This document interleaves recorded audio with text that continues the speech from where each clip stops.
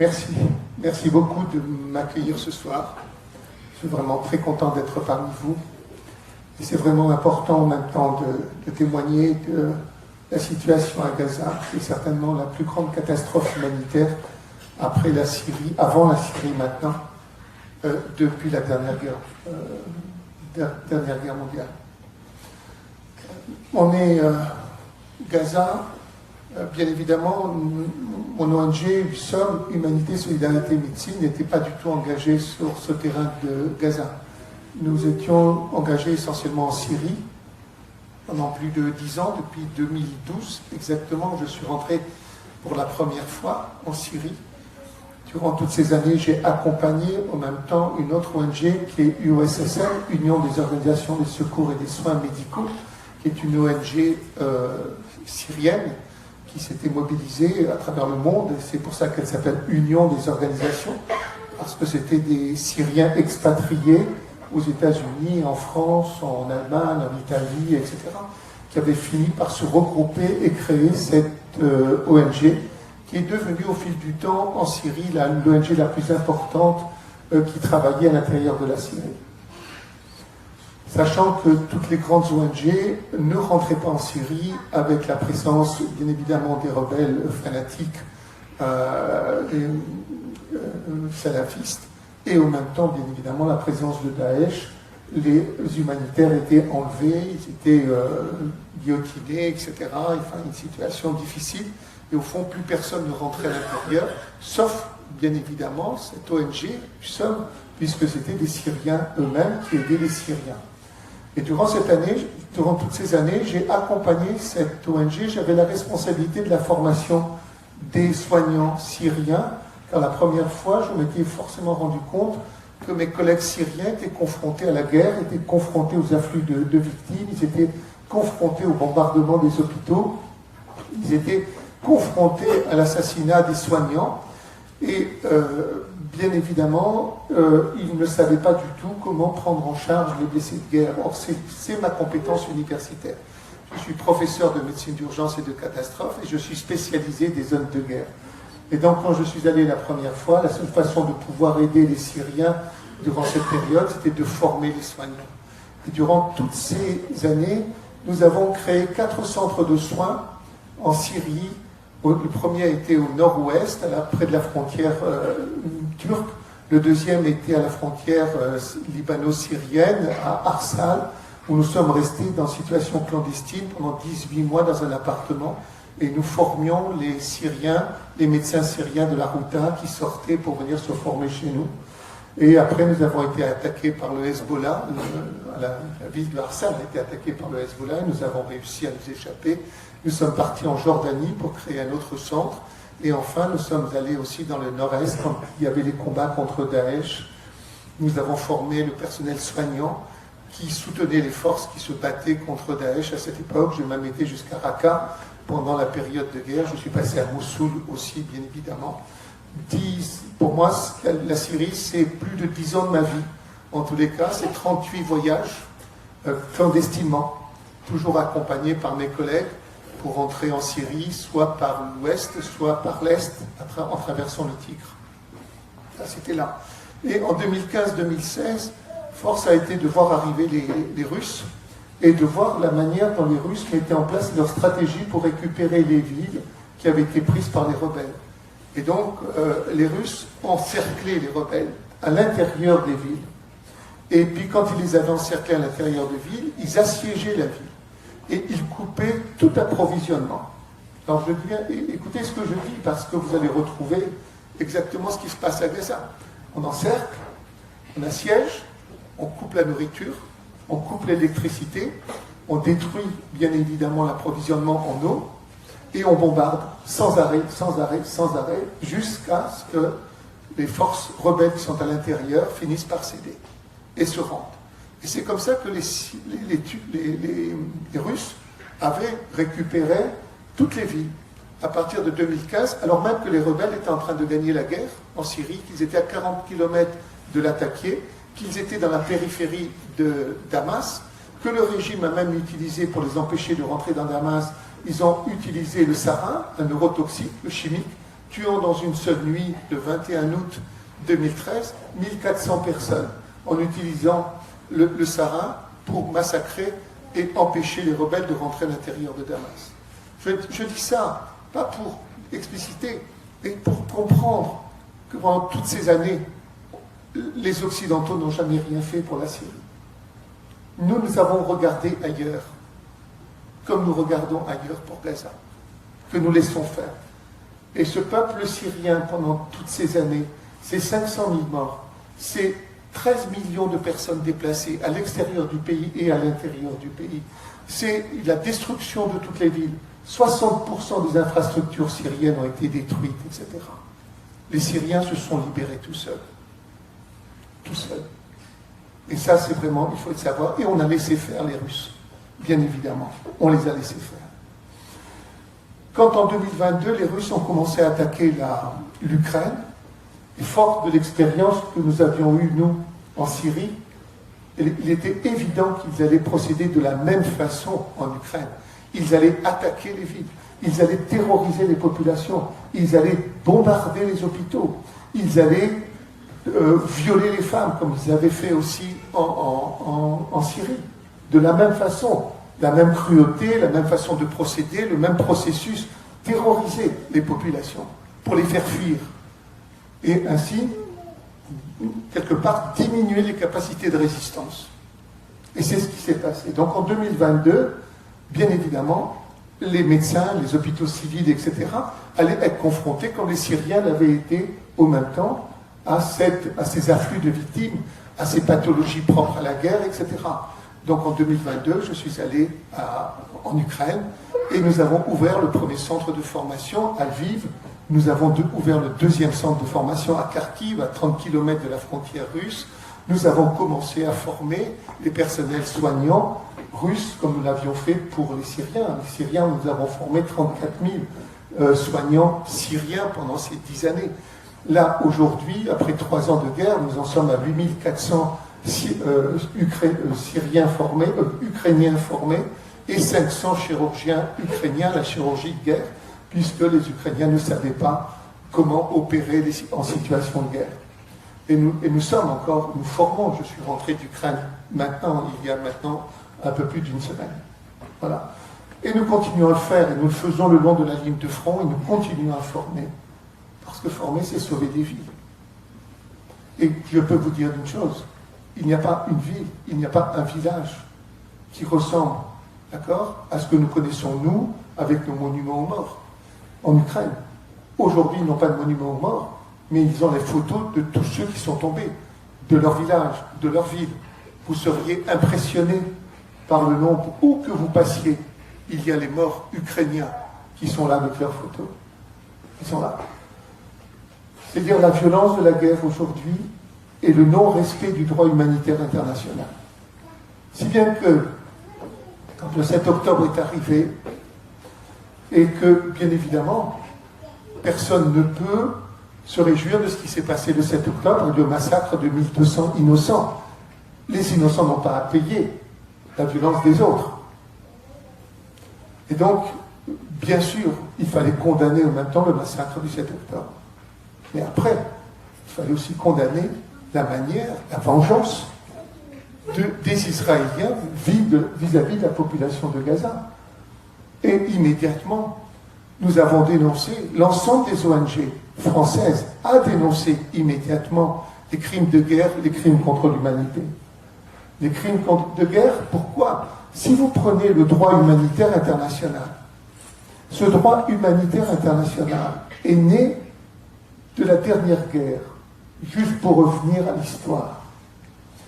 Lorsque la Première Guerre mondiale est arrivée, 80% des gens qui étaient tués étaient des militaires, 20% des civils, c'était une guerre de tranchées. Et donc les civils fuyaient les zones de guerre, et c'était les militaires qui étaient devant, vers l'est, etc. 80% étaient des militaires, 20% des civils.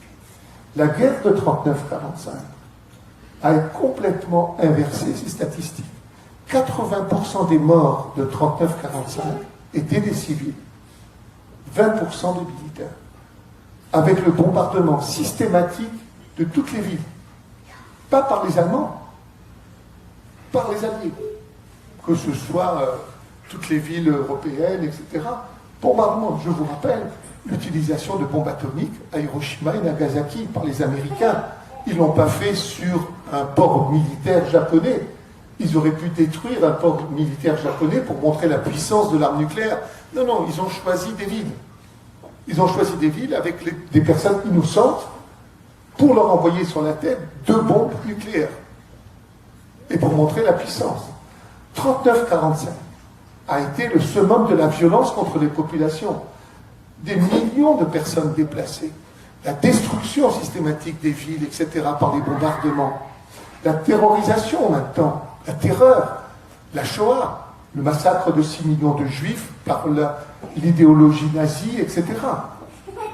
Ce qui est arrivé en 39-45, c'était le summum de ce qu'il peut y avoir en termes de violence contre les populations. Et quand la guerre est arrêtée, et qu'il y a eu justement le procès de Nuremberg, alors est apparue sur le plan juridique une nouvelle notion, la notion de crime de guerre et de crime contre l'humanité. C'est à Nuremberg, bien évidemment, est apparu ce terme de crime de guerre et crime contre l'humanité. Parce qu'il y avait massacre des populations. Et donc, il y a eu 2 choses qui sont apparues. Une prise de conscience sur le plan de l'humanité à ce moment-là. C'était de dire, on ne peut pas recommencer des guerres de cette violence-là. Et donc, tous les litiges entre les États, tous ces litiges doivent pouvoir se régler d'une manière politique au niveau de l'ONU avec la mise en place du Conseil de sécurité. Le Conseil de sécurité, il est là pour empêcher les guerres. Et tout différend entre 2 États doit pouvoir se régler au niveau du Conseil de sécurité. Première chose. Deuxième chose, les populations n'ont pas à subir la violence de la guerre. Et il faut protéger les populations. Et vous avez apparition du droit humanitaire international, qui fait, vous ne pouvez pas déplacer les populations de force.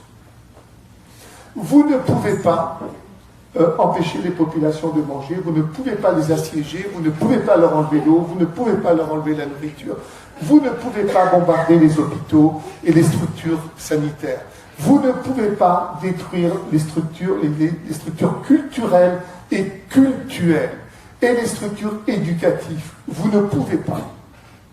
En 1948 a été donc créée cette convention qui mettait en place le droit humanitaire international que les pays ont signé. Et donc s'engager, bien évidemment, en cas de guerre, à respecter ce droit humanitaire. Est-ce qu'on l'a respecté? D'une certaine manière, pendant 70 ans à peu près, mais depuis ces dernières années, plus du tout. Plus du tout. Est-ce que le droit international a été respecté? Non. Qui devait faire respecter ce droit international? Le Conseil de sécurité, dans lequel vous aviez en permanent, comme permanent, vous aviez les 5 qui avaient gagné la dernière guerre mondiale. Les Américains, les Chinois, les Russes, les Français, les Anglais, etc. 5 puissances qui sont les puissances qui produisent le plus d'armes dans le monde et qui en vendent le plus. Elles étaient au Conseil de sécurité. Ont-elles respecté le droit international, à commencer par les Américains? Non. Les Américains sont intervenus en Irak lors de la Deuxième Guerre, d'accord, sans aucune autorisation de l'ONU. Est-ce que en Afghanistan, les Américains sont intervenus en Afghanistan sans aucune autorisation de l'ONU, alors même qu'ils avaient le devoir de faire respecter?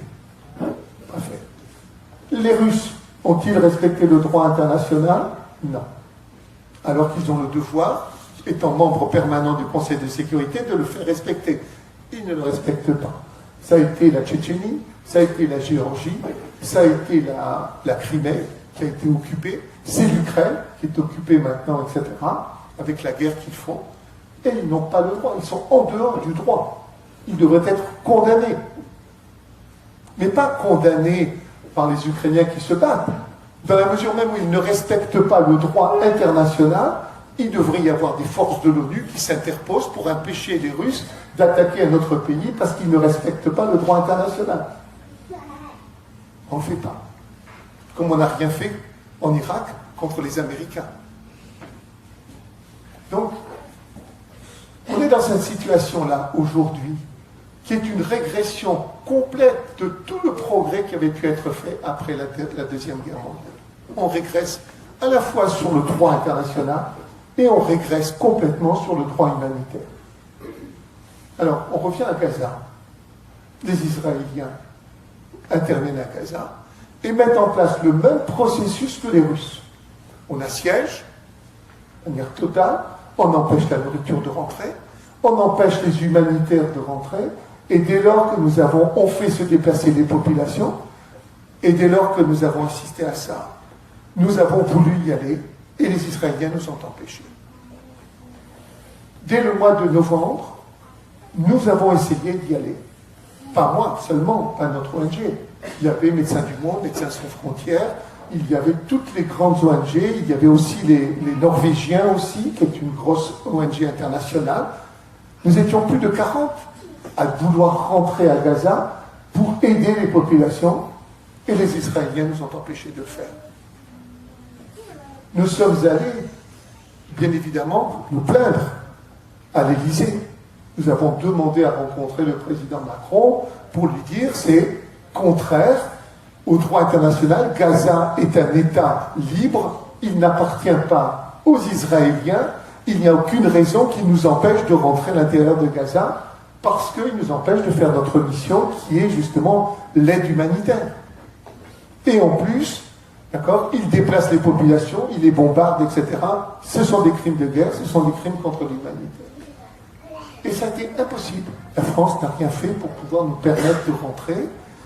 Et donc, quand nous sommes allés rencontrer à l'Élysée, la cellule diplomatique de l'Élysée, M. Macron était à la veille d'aller en Israël pour soutenir les Israéliens.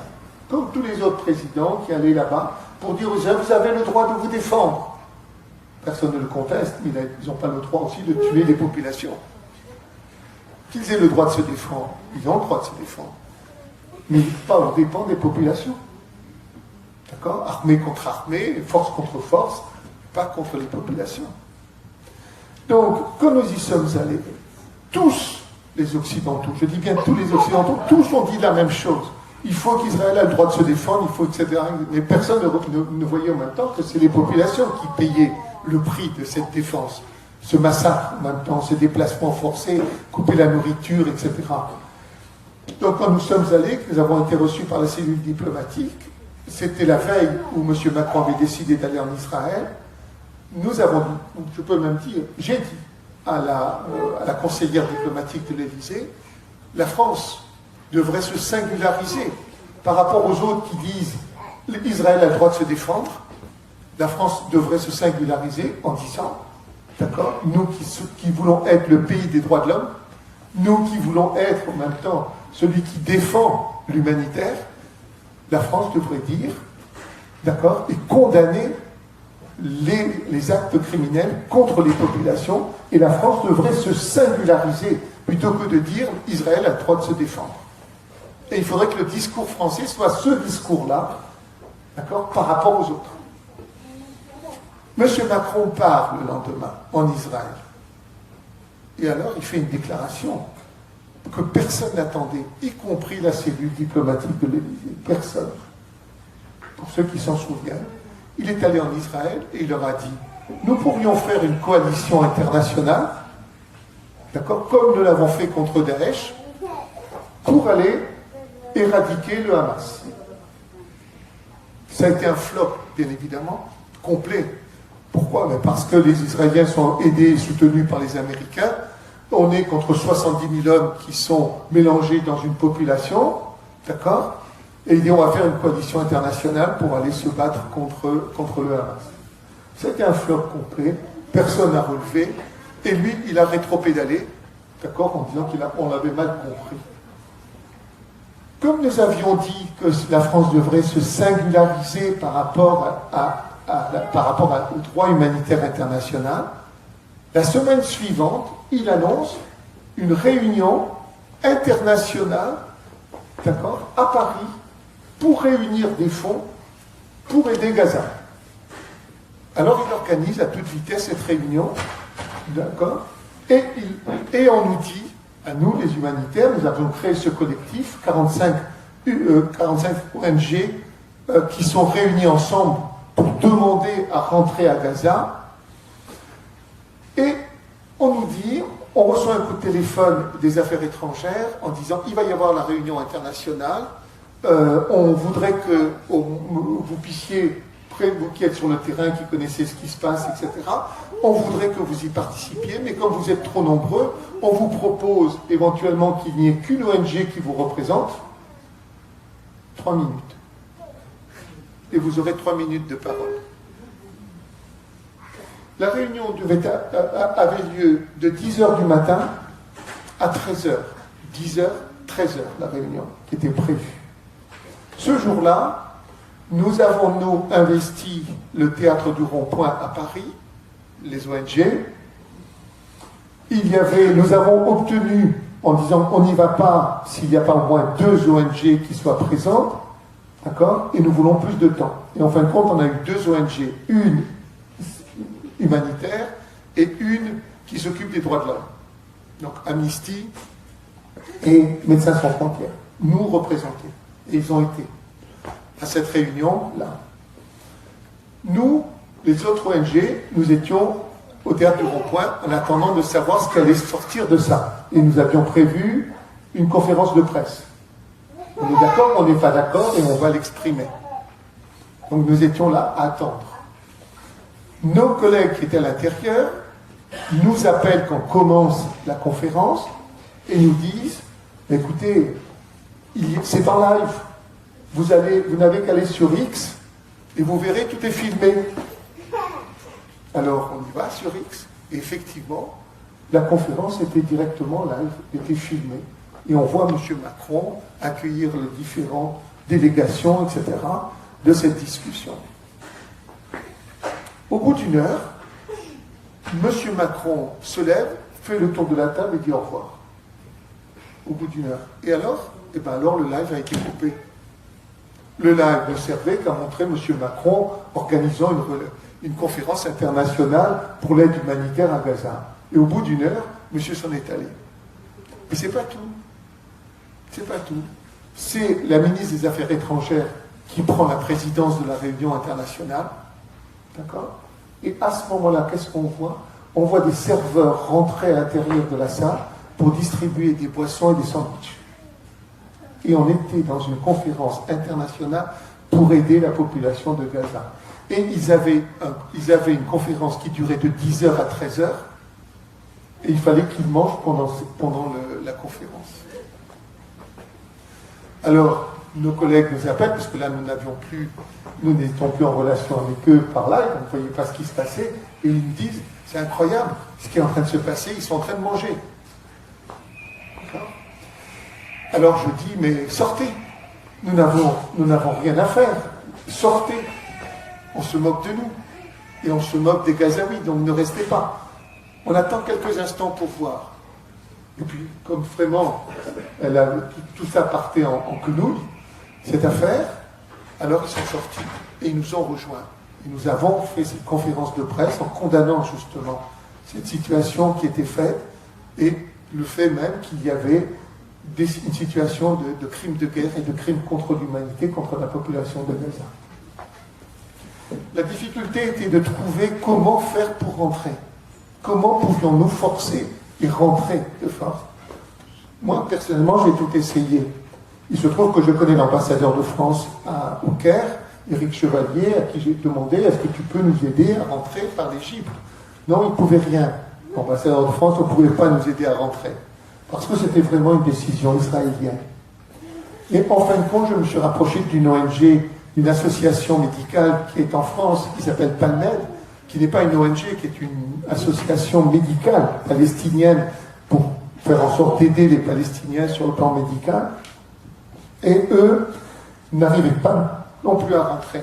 Mais ils ont été en relation avec une autre ONG américaine qui s'appelle Rama. Et Rama a obtenu, grâce aux Américains, l'autorisation de rentrer. Une vingtaine de personnes. Et nous avons pu nous accrocher à eux 7. Nous étions 7 Français. 6 médecins et une infirmière. Et nous avons réussi à nous rattacher à Rama. Et nous avons pu rentrer comme ça en janvier 2024. En janvier 2024, en passant par l'Égypte, nous avons réussi à rentrer à l'intérieur de Gaza. Quand nous avons passé, nous avons été bien reçus par les autorités qui étaient venues nous recevoir au niveau du poste frontière de Gazaoui. Nous avons été reçus par les autorités administratives, en tous les cas, et nous étions dans 2 minibus. Et les 2 minibus sont rentrés par Rafah. Vous avez la ville de Rafah. La ville de Rafah, c'est 200 000 habitants normalement. La ville de Rafah était passée à plus de 1 300 000 habitants par le déplacement de toute la population du Nord. Et vous traversiez une foule. Et on était obligé d'avancer très lentement à cause de la foule qui était à Rafah. Et nous allions ensuite en direction de Khan Younes parce que l'hôpital européen se trouve à la limite du gouvernorat de Khan Younes, mais dans le gouvernorat de Khan Younes. Mais vous êtes obligé de traverser et vous allez à l'hôpital européen. À l'hôpital européen, quand on arrive, on se retrouve dans la même situation. Une masse de gens, 25 000 autour de l'hôpital européen. 25 000 personnes qui étaient venues se réfugier contre l'hôpital européen pour éviter les bombardements, pensant que les Israéliens respecteraient l'hôpital. Et donc, ils étaient 25 000 autour de l'hôpital, dans des habitats, des tentes de fortune, faits de tapis, faits de bâches, faits de tissus, faits, etc., les uns contre les autres, pour se coller contre l'hôpital, etc. Donc, là aussi, on y allait tout doucement.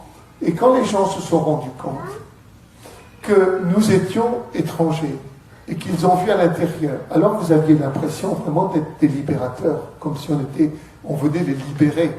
Et ils couraient derrière, et ils tapaient, et vous avez réussi à entrer, et les Israéliens vous ont laissé rentrer, les enfants couraient, tapaient au vide, faisaient le signe de victoire, etc. Vraiment, c'était rempli d'émotions. Nous étions les premiers à rentrer. Depuis le 7 octobre, nous étions les premiers occidentaux, les premiers étrangers à rentrer à l'intérieur de Gaza à ce moment-là. Et nous nous sommes approchés de l'hôpital européen. Quand on approche de l'hôpital européen, il y avait toute cette masse de gens, etc. L'ensemble du staff de l'hôpital européen, que nous ne connaissions pas du tout, ils étaient en haut des marches de l'hôpital européen et ils nous attendaient aussi. Et quand nous sommes montés, alors ça a été des embrassades, comme si on se connaissait, tout le monde était heureux de nous voir, vous êtes arrivés, etc. Quelque part, ils avaient le sentiment que, ça y est, ils allaient pouvoir sortir, les choses allaient reprendre, etc. C'était ce sentiment-là. Et qu'est-ce que nous avons vu à l'intérieur de l'hôpital? À l'intérieur de l'hôpital, il y avait 3000 personnes qui vivaient aussi à l'intérieur de l'hôpital, dans les couloirs, qui dormaient dans les couloirs, par terre. Ils avaient, dans chaque couloir, ils avaient mis des draps depuis le haut pour se séparer la nuit. La journée, ils relevaient leurs draps, ils pliaient leur lit en mousse, etc. Et le soir, ils les redéployaient et ils tiraient les rideaux en quelque sorte pour pouvoir dormir à l'intérieur. Et vous aviez ceux qui étaient à l'extérieur qui venaient aussi dormir à l'intérieur pour se protéger éventuellement des bombardements et autres. Et c'était une situation de chaos auquel je n'avais jamais vu de ma vie à l'intérieur de l'hôpital. Vous étiez dans un hôpital de 600 places qui en avait 900 de malades à l'intérieur. Et ils ne pouvaient même pas les faire sortir. Pourquoi? Parce que les blessés ne savaient pas où aller. Aucune famille ne les attendait, il n'y avait pas de chez eux, etc. Donc l'hôpital, avec des blessés relativement lourds, ils ne pouvaient pas les faire sortir pour aller sous une tente parce qu'ils n'avaient pas de tente. Donc ils les gardaient à l'intérieur. Et puis quoi? Et puis cet hôpital manquait de tout. Manquait d'antibiotiques, de matériel chirurgical, de matériel de drogue anesthésique, etc. Ils opéraient dans des conditions de guerre avec pratiquement juste une sédation, soit du Valium, etc., pour sédater quand ils amputaient et tout. C'était une situation de chaos terrible. Et toute cette population qui était autour avait des besoins de santé primaire.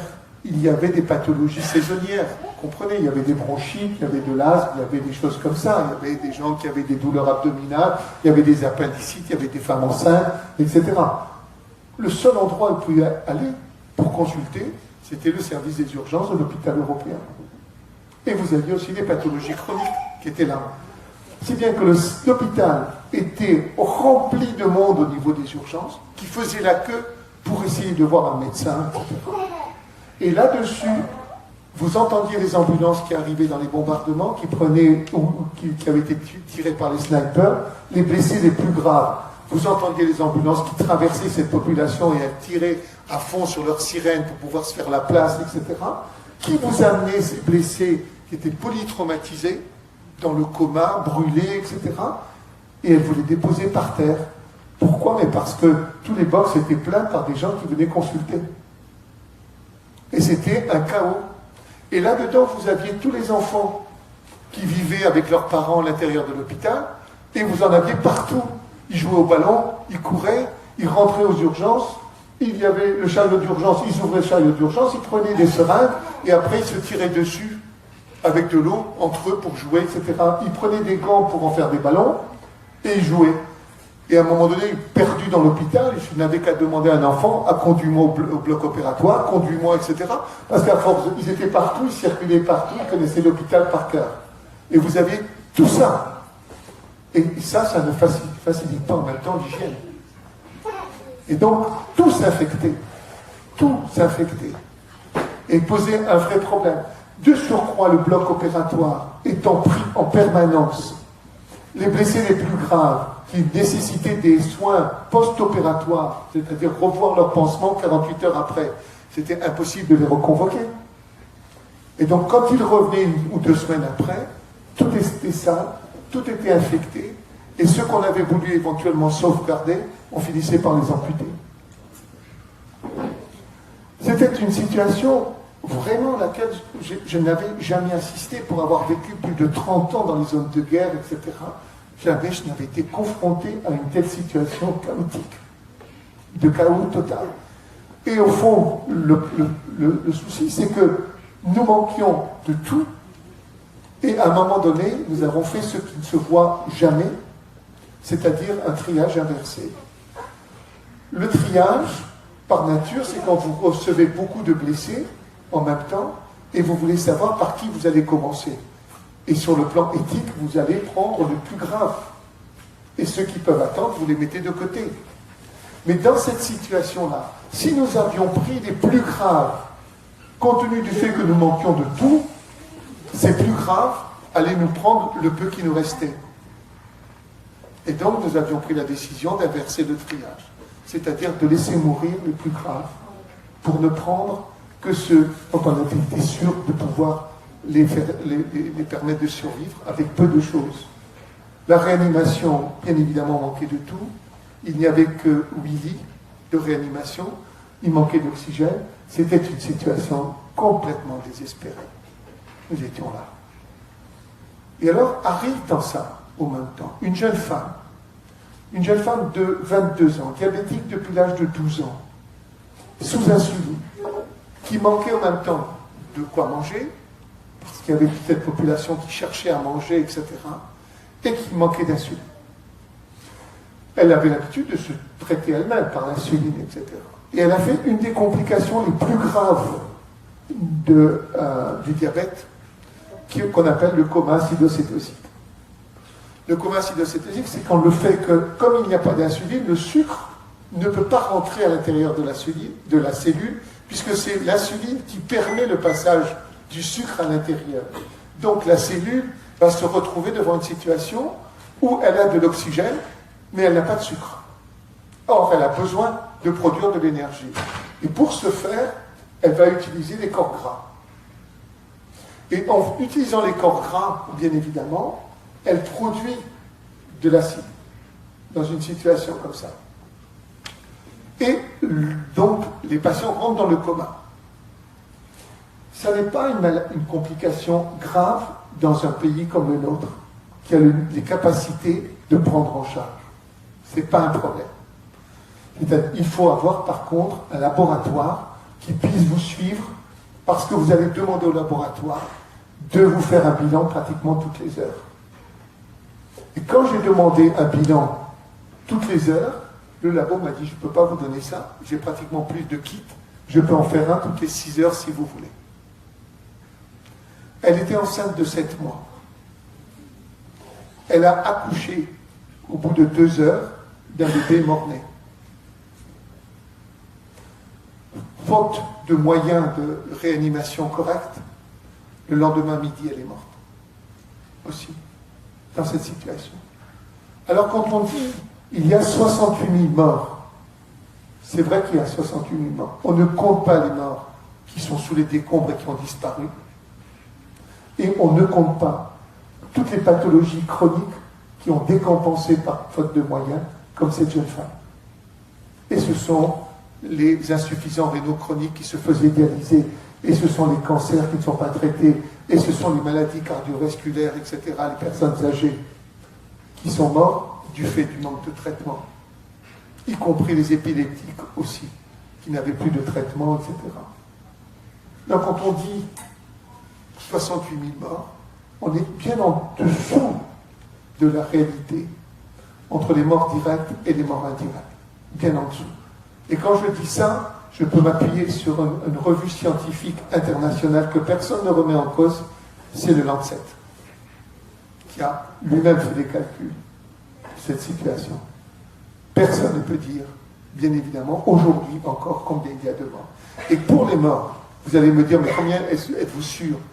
Eh bien, tous les morts venaient à l'hôpital. Quand je vous dis les traumatisés, etc., ils amenaient aussi les morts. Pourquoi? Parce que c'était le seul endroit où ils pouvaient avoir un certificat de décès, les familles. Parce qu'il y avait encore une administration qui enregistrait. Il n'y avait plus d'administration en ville qui permettait d'avoir des certificats de décès, donc on vous amenait aussi les cadavres, avec les polytraumatisés. Donc quand le ministère de la Santé donnait ces chiffres, c'était des chiffres réellement comptés là-dessus. J'ai bien essayé, avec un de mes collègues urgentistes, d'essayer de voir comment nous pouvions organiser d'une meilleure façon le service des urgences, en disant, mais nous pouvons créer à l'extérieur de l'hôpital un service d'urgence ambulatoire pour ne pas que les gens rentrent à l'intérieur et ne laisser rentrer à l'intérieur de l'hôpital que les urgences vraies, qu'elles soient saisonnières, qu'elles soient chroniques ou traumatiques. Et à l'extérieur, on voit tous les consultants, tous ceux qui ont juste besoin d'une consultation de médecine générale à l'extérieur. Mais c'était impossible. Le médecin des urgences, il était comme un zombie. J'avais l'impression de parler avec quelqu'un qui n'était pas du tout présent. Ça faisait des mois, il vivait à l'intérieur de l'hôpital. Quand on a voulu se mettre à l'extérieur pour dire, ben, on fait dégager tous ces gens qui sont là, qui viennent se coller contre l'hôpital, on dégage un grand espace et on met des tentes et on consulte à l'extérieur, j'avais l'impression de parler à un zombie. Quand je suis allé voir le directeur de l'hôpital, le directeur de l'hôpital ne se rendait pas compte qu'il était dans un hôpital chaotique. Il ne sortait pas de son bureau. Il ne sortait pas de son bureau. Il recevait des tas de gens qui venaient le voir, etc. Mais en même temps, impossible d'imaginer que l'on puisse réorganiser, etc.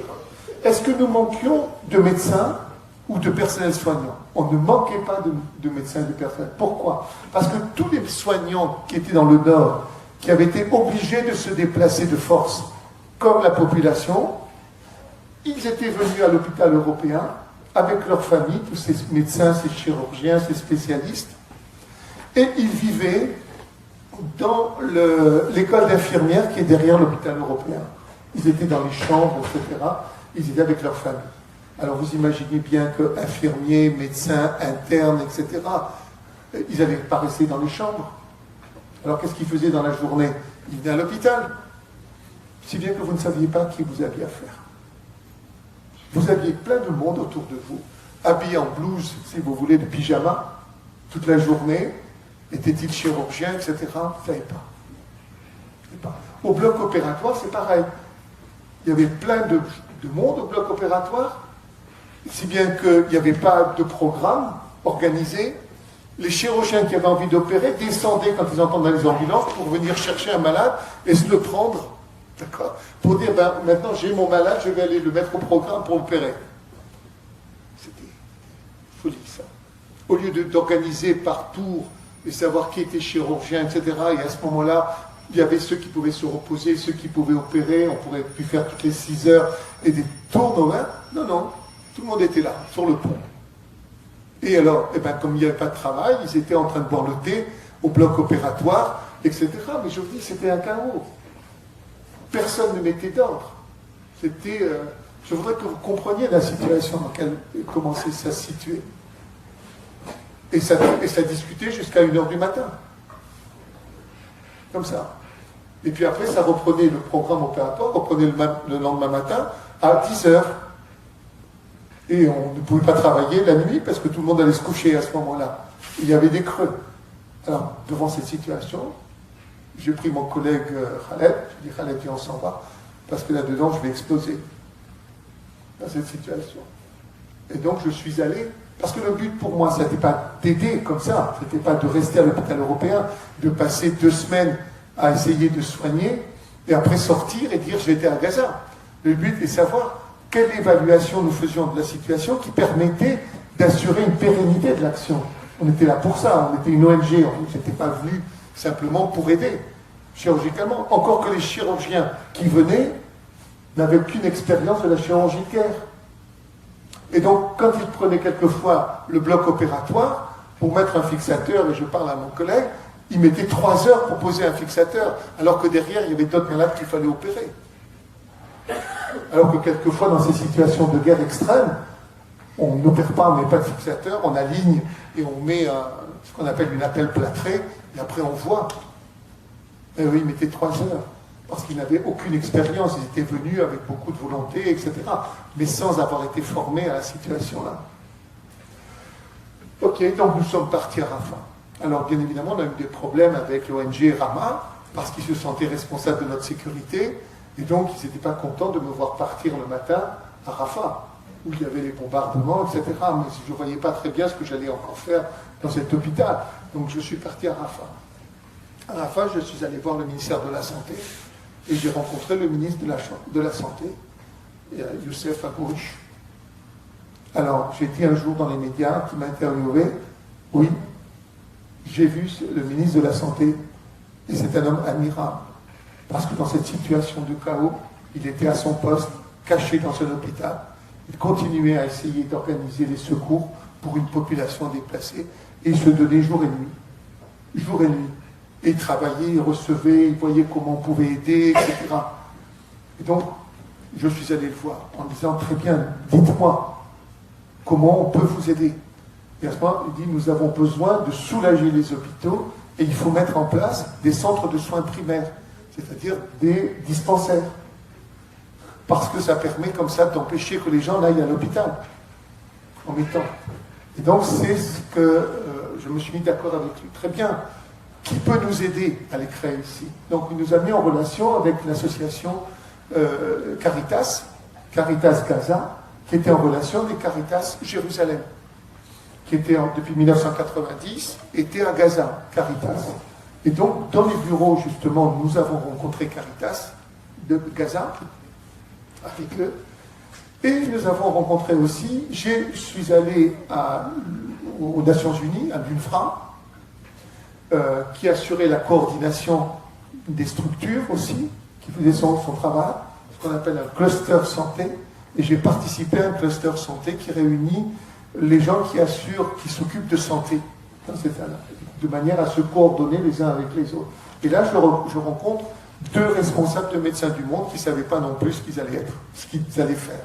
Ils étaient là un peu perdus, les 2. Donc on se met d'accord. Et je me mets d'accord avec Médecins du Monde et avec Caritas pour créer des centres de soins primaires.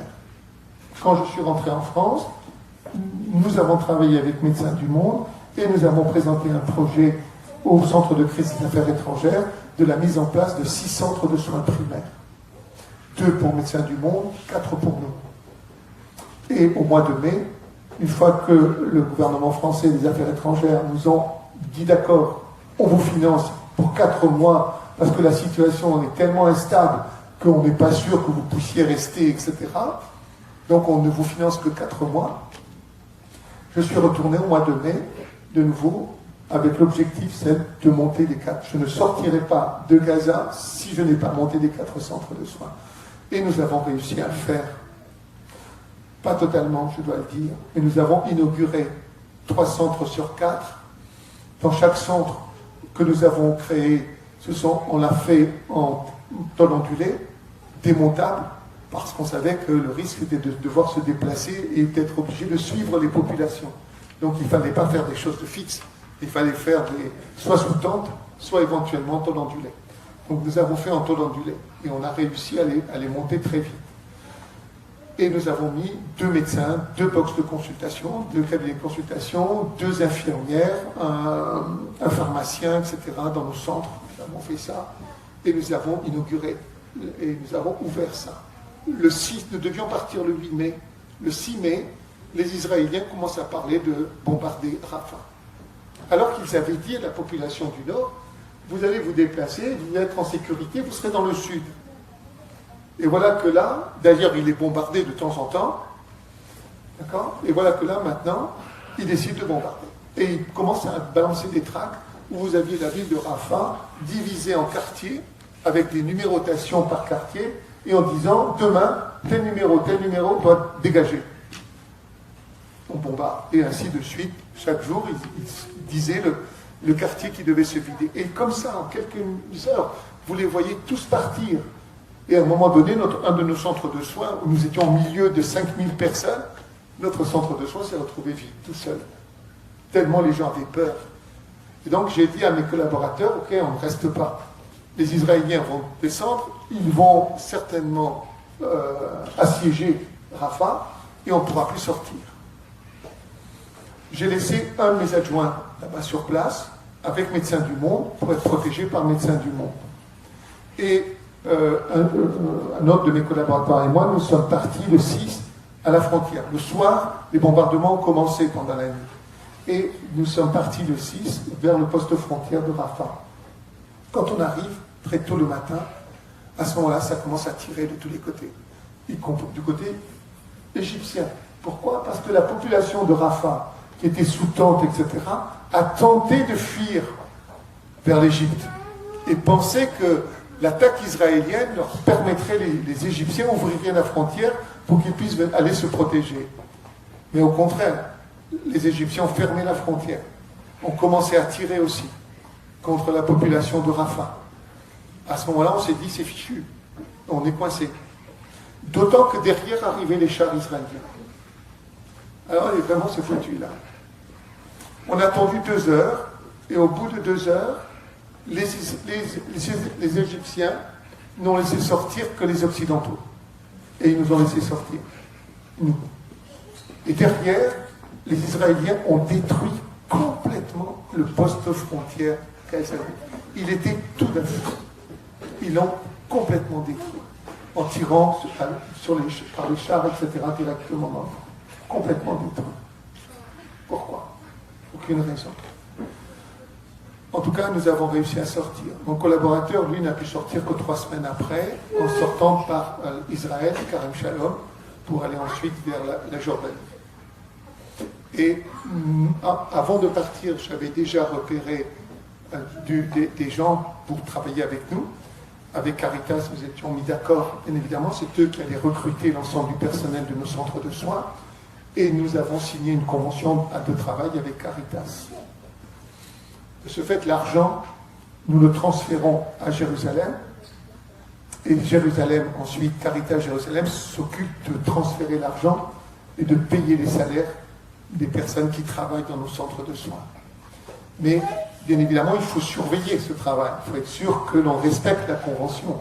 Et donc, j'avais recruté, comme ça, du personnel propre à USOM, en responsabilité de surveiller que nos centres de soins fonctionnaient bien et que Caritas respectait. Donc il y a une femme qui est admirable, vraiment, qui est Faïma Al-Jabari, qui est gynécologue et qui est notre directrice exécutive et notre directeur financier qui est Hamdi, qui s'occupe de ça. Et puis, bien évidemment, les choses se sont aggravées. Les Israéliens détruisaient systématiquement les usines de désalinisation. Et donc il commençait à manquer d'eau potable.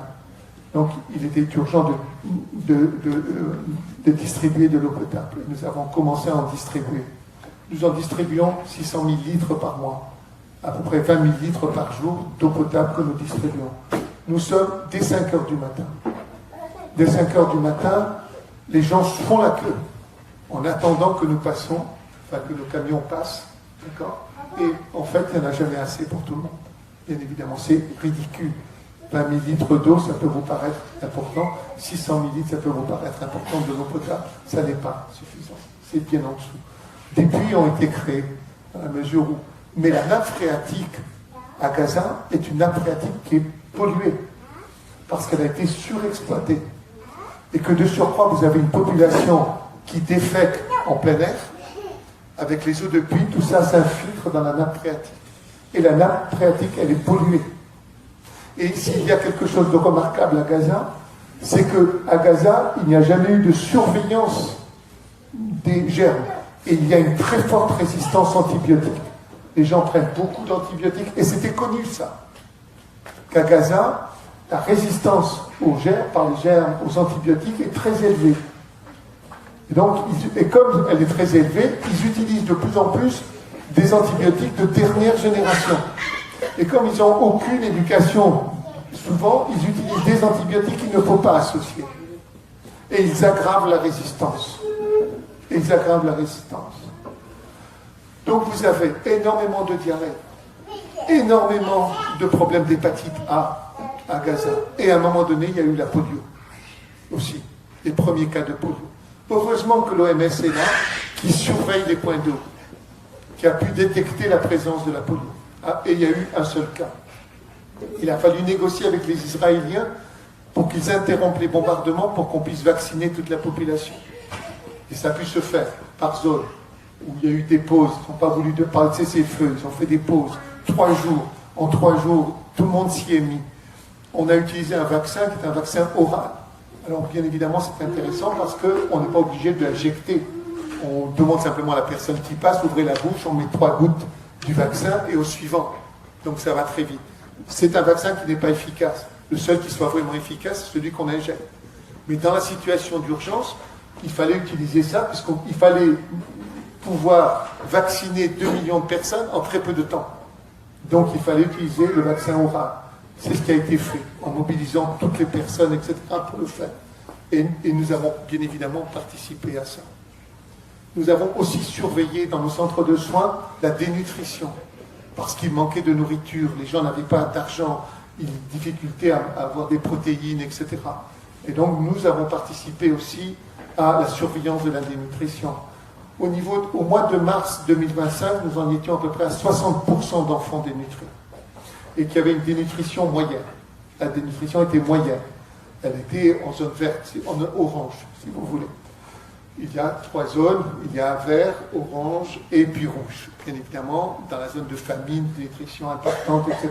Et donc nous avons surveillé, nous avons commencé à distribuer des barres protéinées avec des vitamines pour lutter contre la dénutrition des enfants, des personnes âgées, etc. Et nous faisons et nous continuons à le faire, bien sûr. Et puis est arrivé le mois de mars 2025. Mois de mars 2025, il y a un cessez-le-feu. Immédiatement, les Israéliens interrompent le cessez-le-feu. Et alors, après, ils coupent toute entrée de nourriture. Toute entrée de nourriture. Toute entrée de gasoil à l'intérieur de Gaza, détruisent ce qui reste encore de l'eau, des zones de filtration d'eau, etc. Et décident, d'accord, d'assiéger de cette manière, d'une manière aussi brutale, etc.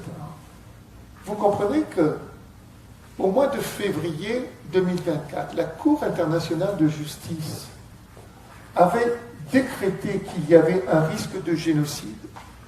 Elle avait dit il y a risque de génocide. Et donc elle avait pris 6 mesures conservatoires. Comme la force occupante était les Israéliens, elle donne obligation à la force occupante d'éviter, en rapport avec le droit humanitaire international, la force occupante doit protéger les populations. par rapport au droit humanitaire international. Et donc la Cour internationale de justice dit à Israël, vous êtes la force occupante, vous devez donc protéger les populations. Si vous ne le faites pas, il y a risque de génocide. Et elle émet 6 recommandations. L'entrée massive de nourriture à l'intérieur, protection des hôpitaux, protection interdite de déplacer les populations, etc. Elle donne 6 recommandations. Et elle te dit, dans un mois, vous me ferez un rapport pour me dire quelles sont les solutions que vous envisagez de mettre en place. C'était en février 2024. Ça. Bon. Le rapport, Israël ne l'a jamais donné. Jamais. Et les mesures conservatoires, qui étaient, si vous ne faites pas ça, il y a risque de génocide. Et en mars 2025, Israël prend la décision de bloquer toute entrée de nourriture. Alors, dès lors que Israël décide d'empêcher la population de manger, qu'elle vise à affamer la population, alors nous étions dans ce qui manquait, c'était la volonté. Est-ce qu'il y a volonté génocidaire? La volonté, elle est là. Et quand j'ai été interviewé à la télévision avec Mme Salamé, je lui ai dit, mais écoutez, depuis le 5 mars, il manquait l'intentionnalité. L'intentionnalité, elle est là, puisqu'on décide d'affamer la population. Alors maintenant, il faut parler de génocide, on ne peut plus parler simplement de massacre. On est bien passé, puisqu'on décide d'affamer une population. Donc c'est vrai qu'aujourd'hui, Israël se voit condamné par le fait même, puisqu'elle a mis en place elle a eu la volonté d'affamer les populations. À partir du 5, la situation de famine à l'intérieur était devenue tellement importante qu'on a complètement déshumanisé cette population de Gaza. Déshumanisé. Pourquoi? Parce que ce qui est remarquable et une des caractéristiques de la communauté générale du Moyen-Orient, c'est la notion de solidarité. Solidarité. Mais au moment où ils se sont tous retrouvés dans une situation de famine, alors c'était devenu le chacun pour soi.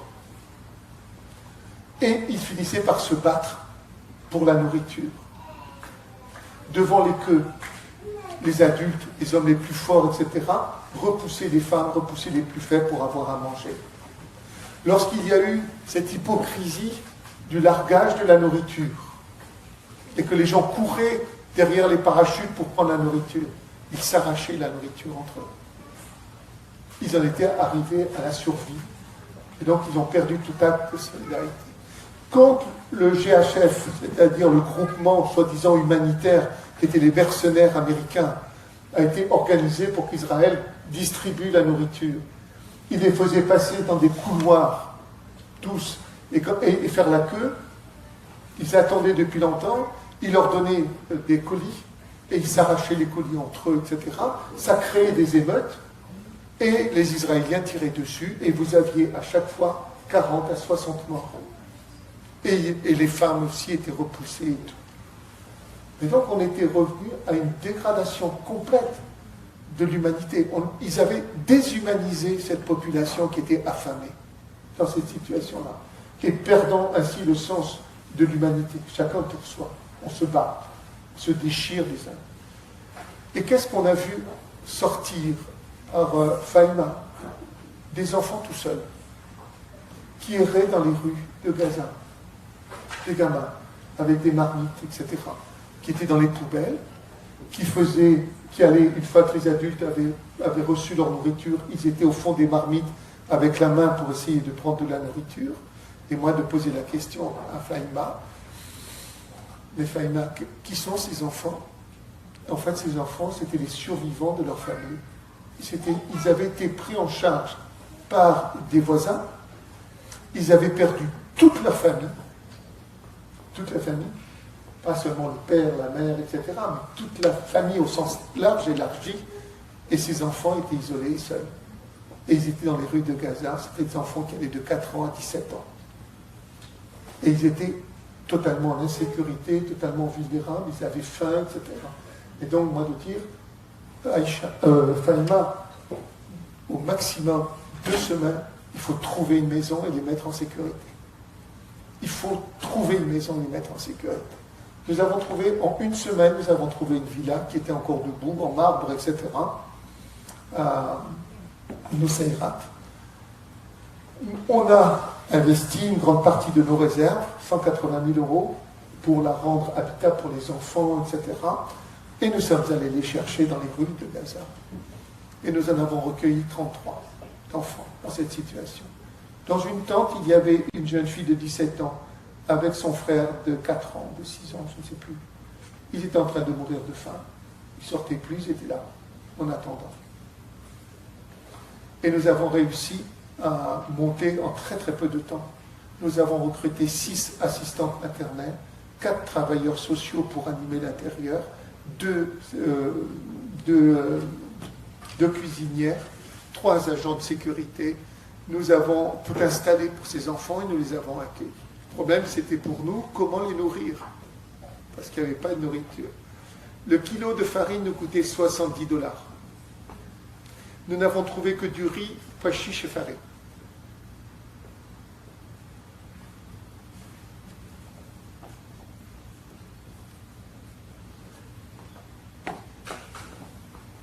Donc au début, ne donnez que ça à manger aux enfants. Et les cuisinières se débrouillaient pour leur faire une espèce de purée, etc. Mais les enfants se jetaient dessus. Ils étaient gloutons. Ils avalaient ça. Et ça posait un problème sur le plan physiologique. Si vous ne tenez à manger que du sucre, c'est comme les oies. D'accord, le maïs, etc. Vous faites du foie gras. C'est-à-dire vous avez ce qu'on appelle une stéatose hépatique qui se développe. Donc il a fallu rationner les enfants. Nous avons réussi à trouver des barres protéinées, et donc le complément alimentaire, on leur donnait des protéines et des barres de protéines aux enfants pour pouvoir compenser, etc.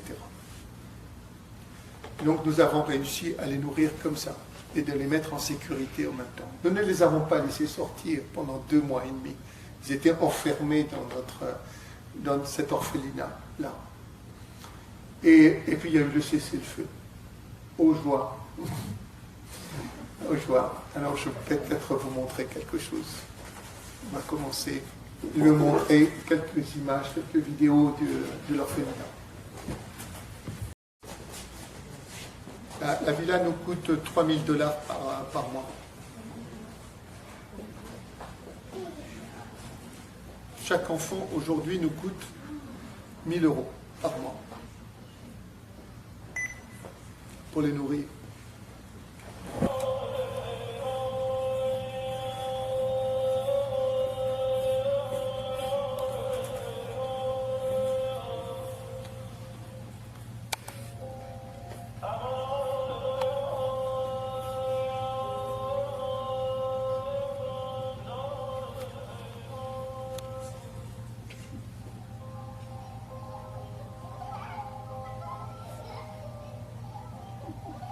Vous avez l'orphelinat avec les enfants.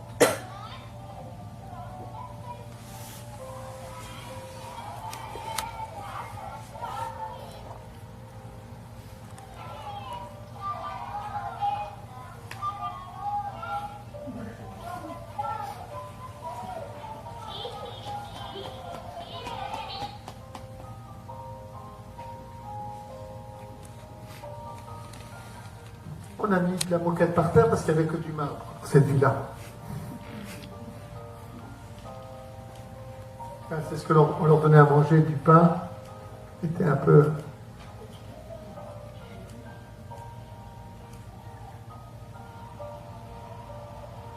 une espèce de bouillie que vous arrivez à faire.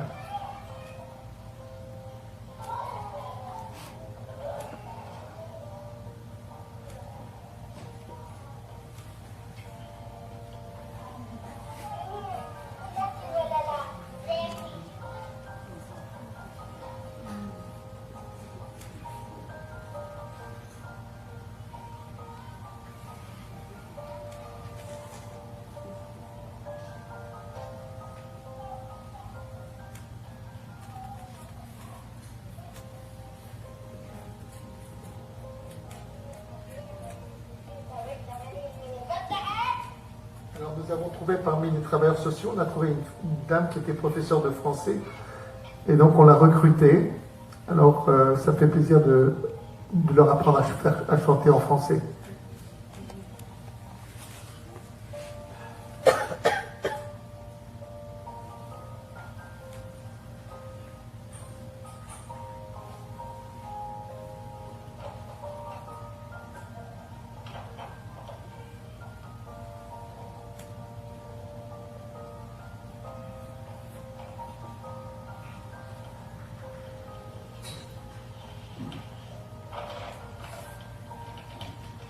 Sur les 33 enfants, 3, nous avons pris un avocat à temps partiel qui a la responsabilité de prendre contact avec la Croix-Rouge internationale et avec l'ONU, de manière à essayer de retrouver de la famille, soit en Cisjordanie, soit éventuellement à l'étranger.